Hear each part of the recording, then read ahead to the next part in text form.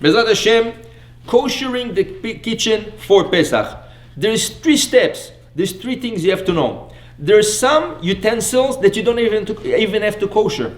Some utensils that you must kosher, and some utensils that you cannot kosher. Let's start with the most easy one. The ones that don't have to be kosher. Everything which is made from glass does not have to be kosher for Pesach, for Sephardim. Why? Because glass does not absorb. So even if you drank whiskey in a cup the whole year, does not absorb, right? Even if you used your Pyrex, right, dishes to make lasagna, it does not absorb. So what do? You take your utensil, just rinse them, water and soap, and those utensils are kosher for Pesach.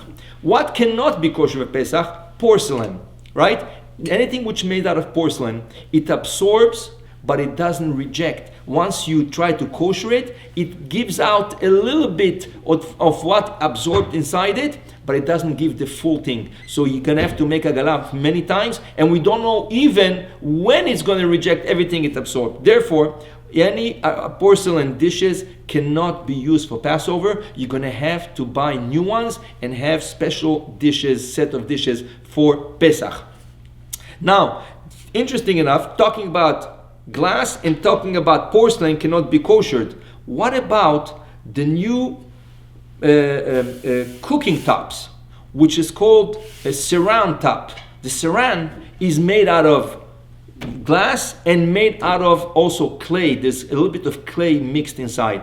Can you kosher that? So again, the reason why we don't have to kosher glass, because it doesn't absorb. The reason why we cannot kosher porcelain, because it doesn't reject what it absorbs. But the saran tops, which is the glass tops, the cooking tops, are made exactly like glass.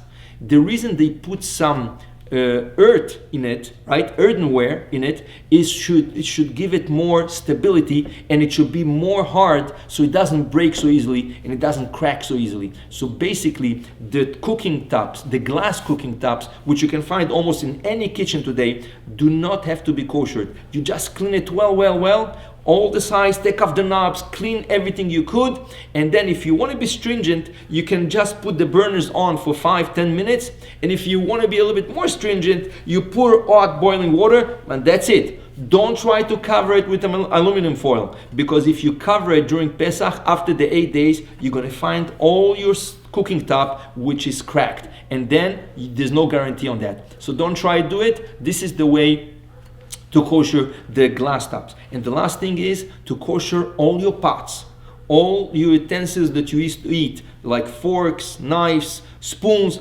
Everything has to be kosher. How do you do it? You take the biggest pot that you have in the house, you let it rest for 24 hours. All the utensils you want to kosher, you let it rest for 24 hours, and then you put water to the top of the pot, you let it boil, and then you take some forks, knives, you throw it inside, 2, 3, 4 seconds, not more, take it out, right? And then the utensils, you rinse it with cold water, and utensils are kosher, right? If you have big pots and you cannot really kosher them in any other pot, what do? You fill them till the top, you let them boil, and when they boil, you take a kettle with hot boiling water just boiled, and you add, when the pot starts overflowing, you add some boiling water to re-overflow it, and then your pot is kosher.